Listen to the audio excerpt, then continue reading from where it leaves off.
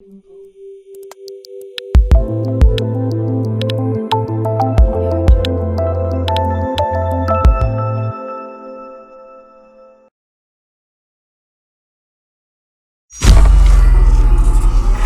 guys, my first thought is that this is an Israeli multi-lock, but then when I opened the box and took a look at it, this is actually, it looks to be a, like for an apartment complex, like a mailbox. The gears and the lever and everything are all gone off of here, but Jess Hull put this together as a challenge lock, and you know what? It really is a multi-lock. I have no idea how old this is. I've never seen that brand before, but before we started up the camera, well, I thought I had opened the jaws on this thing wide enough. Save a little bit of time. Let's see if we can pick our way into a multi-lock. Mailbox anyway. Alright, we have a key, by the way. It's taped to the back of it. I think you probably saw that. The keyway is kind of open. There's just one piece of warding right in the middle, so I'm going to go from that ledge right there, and I'm going to go angle up into the keyway. So, looks to be, let me tighten that just a little more, pretty much any pick we wanted to use. So I'm going to grab, let's see if I can find him here. Where'd he go? Try this guy. A DeForest diamond in a 3D plastic. And let's see if we can find it. I'm having to work around this. Can't see around it. Alright, I'm going to grab my Mad Bob's 1.2 millimeter and see if that will work. Wow, that thing is really flopping, and it's turning in the mount a little bit too, but I think we can work with this. Okay, all security pins obviously. Let's see what we got here. I'm only counting 5. Counting 5 pins. I hope that holds in the mount there. Okay. All the way in. Light tension. And let's see what Jess has in here. It is a challenge lock, so I suspect there's going to be some alien technology. I'm on 3. He's binding. And I got 1 click on him. Looking for feedback.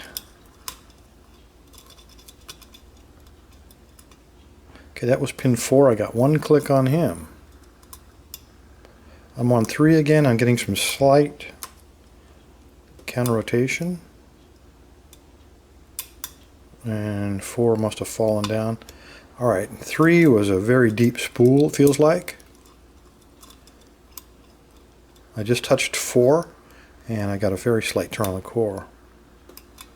Got a good fault set, more than Jess gave me, with the original pinning. Oh, I'm falling out here. Let me put it back in there.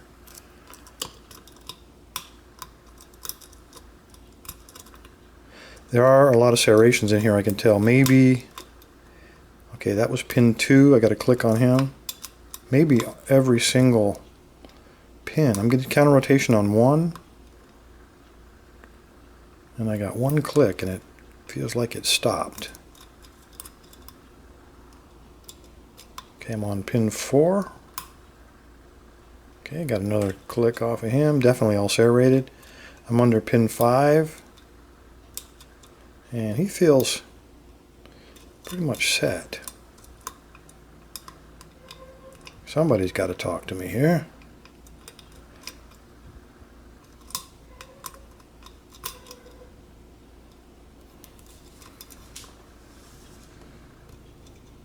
I'm getting a little bit of feedback from 5. I'm going to take it. Yeah, there we go. Now that I pushed him up, he's starting to give a little bit of counter rotation. Get up there. I'm giving a lot of counter rotation. Well. All right, we got 5 and everybody else fell down. So let's go back and repick everybody, it feels like. Okay, there's 2 again, counter rotation.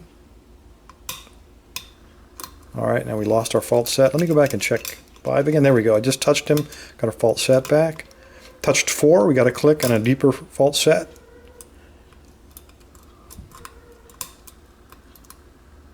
I'm on 1. Having trouble getting behind him. Looks like Jess has been watching my picking technique, and he realizes that I don't check behind the tension wrench very well because people rarely cut those high. I'm going to use a deep hook so I can get behind my tension wrench and see if that will get on one.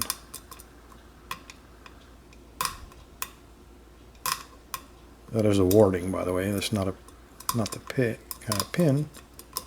Get in there. All right, I'm getting counter rotation right there. It feels like odd shaped tip. That just may be me. Okay, I think we set one, but I heard something else drop. Okay, that was 3. We got our fault set back.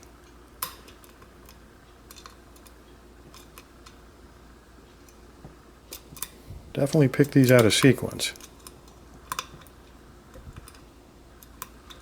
I'm not sure if that's counter rotation or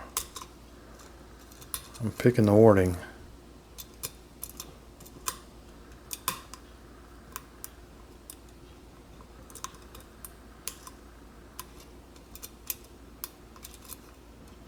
Aye, too light, Bill, too light. I didn't hear anything fall. I think we got lucky.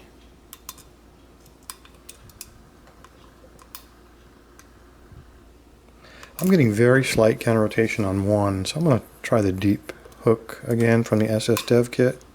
See if I can get behind that tension wrench.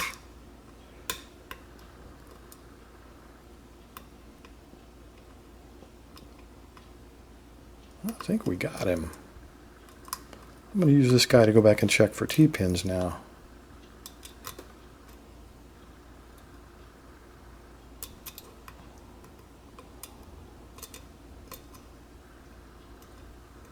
Okay, I'm on 3, counter rotation, very slight. And there we go.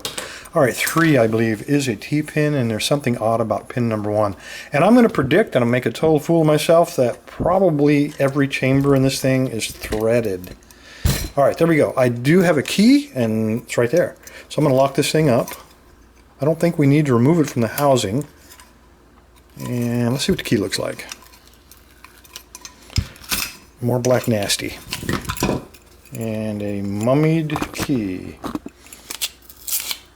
That might be a note, but if it is, I'm not going to ever be able to salvage it. All right, so here's what we're looking at. Not too bad. Doesn't seem like it would be that much of a challenge if it was all standard pins. Okay, a little bit sticky, but it does work. So let's go ahead and open this dude up.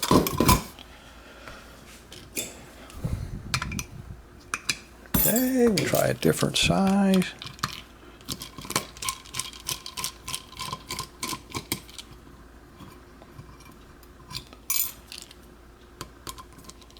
Multi-lock.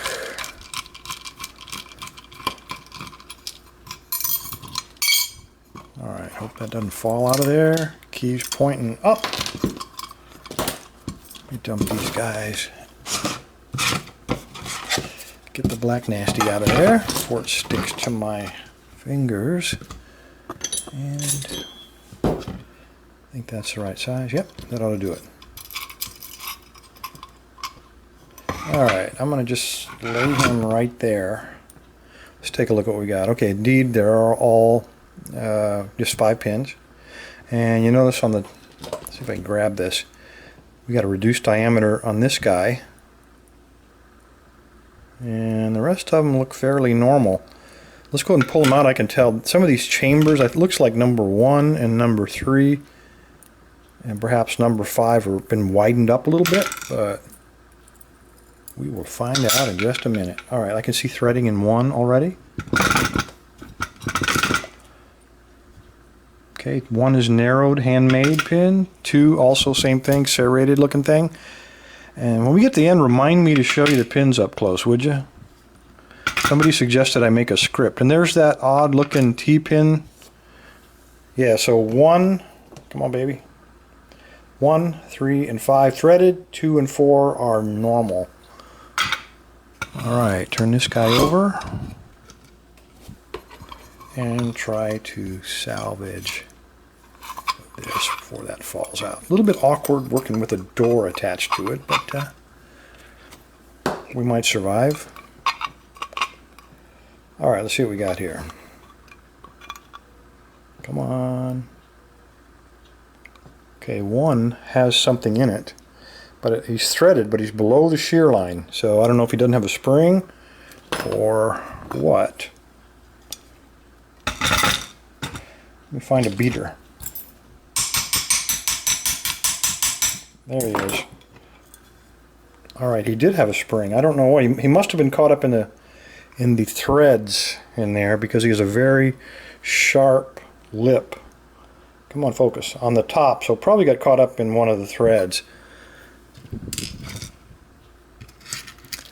Where'd that spring go? This door is making it a little bit more awkward than I had anticipated.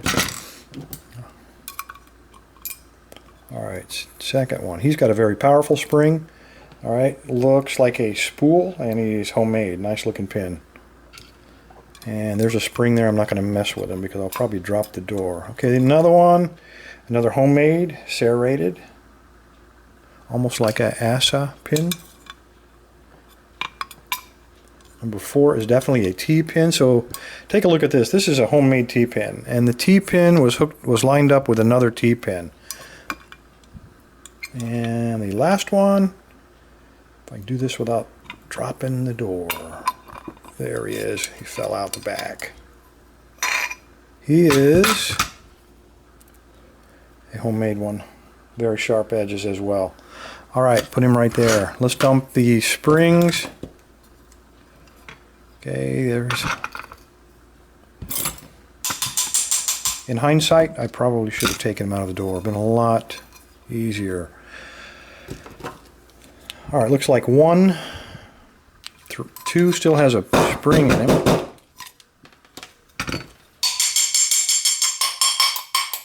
Come on. Probably not coming out because I just noticed the top of the Bible. This looks like it's kind of mashed up, so the spring might be pinched by that top plate. So we may just have to hope for the best here. All right, so 1 is definitely threaded. 3 is threaded. 4 and come out of there. We have to force him out. And 5 also threaded. So everything is threaded except chamber number 2 in the top. So 1, 3, and 5 in the core, and then everything except number 2 in the Bible. Anyway, oh, thanks for reminding me. You guys wanted to look at these? We're missing a couple of springs. Yes. All right, well, you're going to look at the springs, but when I was trying to salvage the springs, really messed that up. All right, he was there. The T-pins were matched up. So that T-pin was there. It's not going to be perfect, guys. But, and I'm going to be totally wrong here, but there's what the pins look like. Not necessarily in order because I obviously screwed up. Happens all the time. Happening with increasing frequency even. Anyway, there you go. Jess, thank you. Great job on the lock. You asked me to recommend improvements, and in a 5-pin lock, especially a multi-lock of this quality, I really can't think of anything you could have done better than what you did. You didn't thread every chamber. That's a good thing. You had alternating chambers. They didn't line up with threaded chambers on the top. So that also is a good thing. It'll increase the difficulty of getting feel between the core and the Bible. So you did everything right, and the pins all look very, very nice. All designed to snag those sharp edges. Great job, Jess. Everybody else, sorry for being such a clumsy gutting, but thanks for your time. Stay safe. Stay legal.